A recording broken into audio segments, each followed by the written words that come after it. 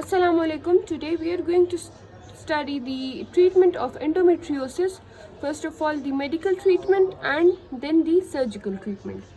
Endometriosis causes cyclic pain due to menstruation and it is very severe in nature.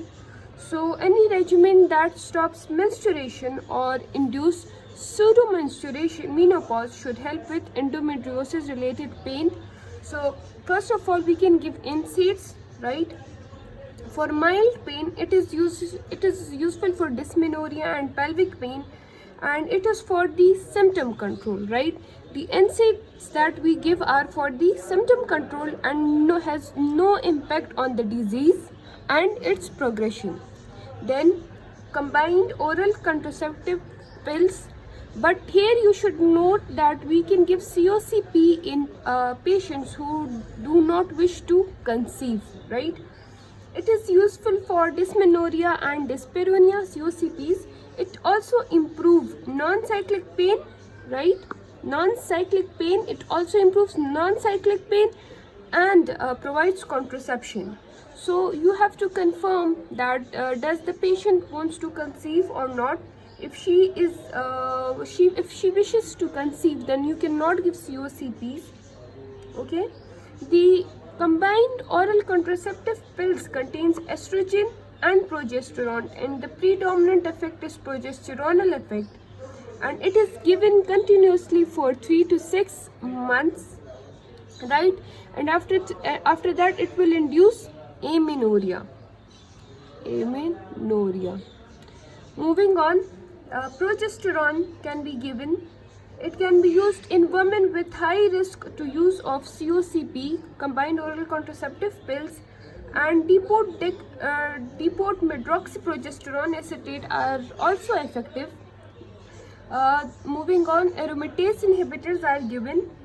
They decrease estrogen production. Aromatase inhibitors decrease estrogen production, as we know that endometriosis is an estrogen dependent disease. So aromatase inhibitors are given, they decrease estrogen production, right?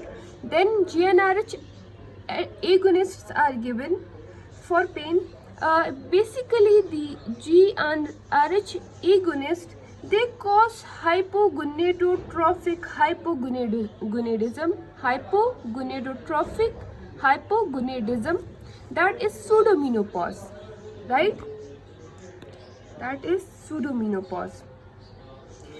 You can give this intranasal spray or depot formation, but they are associated with some side effects. They have some side effects that we should also consider with giving this medication, that is osteoporosis, hot flushes and depression.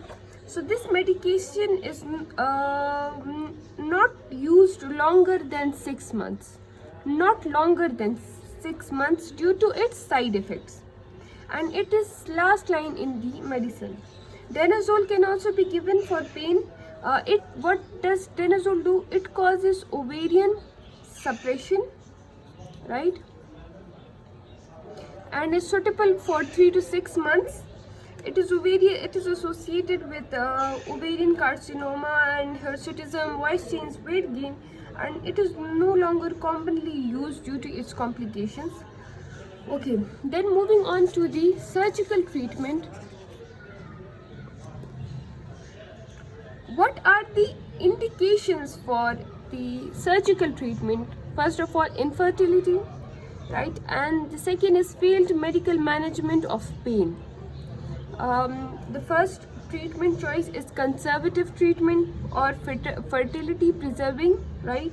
The aim is to destroy the way of conservative treatment is to destroy viable endometric implants, lyse peri-ovarian adhesions, and drain any collection, fulgating or deposits, right? And how can this be achieved? It can be achieved with the help of laparoscopic coagulation and ablation. And endometriosis can be done, and for endometriosis, laparoscopic drainage can be done if it is below 4 cm, and laparoscopic cystectomy can be done if above 4 cm, right? Now moving on to the definite treatment. The definite treatment of endometriosis is hysterectomy, right? Plus removal of all visible deposits. But hysterectomy is preferred when the female is above 40 years, her family is complete, she is having severe symptoms and the pain is not decreasing or does not show any improvement with any treatment, that is treatment have failed. So hysterectomy is a very complicated procedure and it is only preferred when the female is 40 years, family is completely, have severe symptoms and other treatments have failed, right? So what is the cause of recurrence? By this question, I mean that after hysterectomy, you can be asked that a patient had a hysterectomy. So after hysterectomy, what is the cause of recurrence? So the ovaries are inside the female body and they produce estrogen. And these deposits can form again, okay? This is an estrogen-induced disease again. I'm telling you this again and again that this is an estrogen dependent disease, and when the ovaries inside the female body produce estrogen and these due to that estrogen these deposits can form again. Moving on, I would like to discuss some SEQs for endometriosis, and the book I'm using here is by Dr. Abbas Khan and Dr. Noman Khan. So the first question is: a 28 years old nulliparous present in gynae OPD with the symptoms suggestive of endometriosis. So this is a very straightforward question. How can endometriosis be definitely diagnosed? So laparoscopy is the answer, right? Endometriosis, the answer is for diagnostic laparoscopy is done. And what are the medical treatment options available if she has endometriosis associated with pain? So again, as I told you earlier, that NSAIDs, COCPs, progesterones, aromatase inhibitors, GnRH and agonists, and danazole. These are all the options. A 32 years old, married for 4 years with no issue, is here consulted with an ultrasound report suggesting bilateral ovarian endometriotic cyst, right? So define endometriosis, a straightforward question. How will you diagnose and treat her?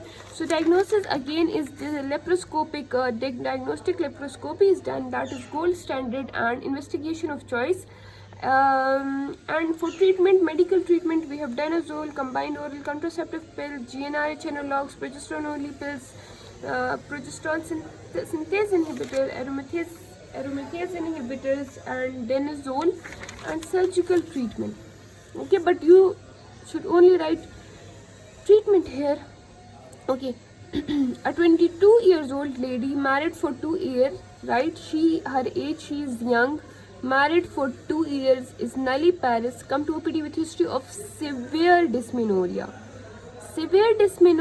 of secondary onset, which is not controlled by simple oral analgesic, right? So this shows that her dysmenorrhea is very severe and continues with postmenstrual days, right? Sometimes pain is severe enough to cause incapacitation. She also wants to conceive, but she cannot conceive here, so the point of infertility. She has no abnormal vaginal discharge. Her vital signs are normal. What is the most likely diagnosis? She has severe dysmenorrhea. She wants to conceive, so infertility. Her pain is not controlled by oral analgesics, and no abnormal vaginal discharge is seen. And she's nulliparous as well. So the diagnosis is endometriosis, gold standard diagnosis, laparoscopy, and the possible mechanism of infertility in this case. Okay, the mechanism of infertility, I did this topic separately, that what are the causes of infertility in endometriosis, right? So that is anovulation, luteolysis by prostaglandin F2, reduced tubal patency, reduced coital frequency, anti-sperm antibodies, toxic environment for sperms, early pregnancy failure may be due to prostaglandin induced or immune mediated. So these are all the possible mechanisms of infertility in this case. A patient 35 years old presented gynae OPD, again severe dysmenorrhea, right? which starts with menstruation and becomes severe during menses. So our mind goes toward endometriosis again. She is also having infertility. Another supporting point in favor of endometriosis: her husband's semen analysis is normal. Okay, her USG report shows 3 centimeter cystic lesion in right ovary with thick internal echoes. Meaning thick internal echoes means there is fluid in the cyst. So if she has severe dysmenorrhea, it becomes severe during menses, and she has infertility, and she has a cystic lesion in her ovary with thick internal echoes, which possibly can be a chocolate cyst. So the diagnosis again is endometriosis here. Investigation, laparoscopy, medical treatment again, NSAIDs, COCP, okay, COCP, you cannot give COCP here, and or you should write with it that if she wishes to conceive, COCP cannot be given, right? Aromatase inhibitor, GLH agonist, and danazole. Surgical treatment option. Again, you will write that conservative treatment, fertility preserving treatment, and the definite treatment, that is the hysterectomy. But for each of this treatment, you should write some points, like writing just conservative treatment and definite treatment, that is hysterectomy, is not enough. I guess you should write conservative treatment is the fertility preserving treatment. Its aim is to destroy viable endometrious implants, lyse peri-ovarian adhesions, and drain any collections. This is achieved by laparoscopic coagulation and ablation, laparoscopic drainage if below 4 cm, and laparoscopic hysterectomy if above 4 cm. Then for definite treatment, you should write that a hysterectomy is performed with removal of all viable deposits, but it is preferred, and the patient is counseled before hysterectomy, and it is preferred in patients who are above 40. Her family is complete. She does not wishes to conceive further and has severe symptoms, and other treatments have failed. Just writing the names in some options, like for 4 marks, just writing the names is not enough, so you should write all this detail and move forward. A 30 years old nulliparous woman complaining of primary infertility, chronic pelvic pain, and heavy periods. Again, on bimanual examination, uterus is normal size, okay, but is bilateral adnexal tenderness. That the tenderness is due to the bluish due to the adhesions from the inflammatory process going on, and bluish nodules in the vagina. Diagnosis: endometriosis. Confirmed diagnosis: laparoscopy. Etiology of this condition, I told you about the 4 theories that you have to write here. The answer would be that the exact cause of endometriosis is unknown. The etiology has been explained by various theories, but none accounts for all the aspects of the disease. The theories are Simpson's implantation theory, or Sampson theory of retrograde menstruation and implantation, Myers-Coulommic metaplasia theory, vascular lymphatic spread theory, and I forgot, sorry, autoimmune theory and composite theory. So these are the 5 theories. How will you manage her surgically? What are the medical options? A 36-year-old complains of dysmenorrhea, dyspareunia, infertility for 3 years. She has used oral contraceptive pills for 5 years after age of 25. Okay, she has used after 25. She has used for 5 years, so 30, and now she's at the age of 36. So in the last 6 years, she has not used any oral contraceptive pills, right? But still she has dysmenorrhea, dyspareunia, and infertility. Pelvic examination reveals a tender 5 cm white sac mass along with tenderness, nodularity of the uterosacral ligaments. So again, pelvic examination shows that it is tenderness, has mass, and there is tenderness, nodularity of the uterosacral ligament. She is infertile, has dysmenorrhea and dyspareunia. So what will you how will you approach diagnosis? We will take history, examination is performed, we will go for laparoscopic examination and ultrasound. Highlight the management options. Management is the same. Again, the treatment option, the medications, and we will also, in this scenario, we will also treat her infertility, right?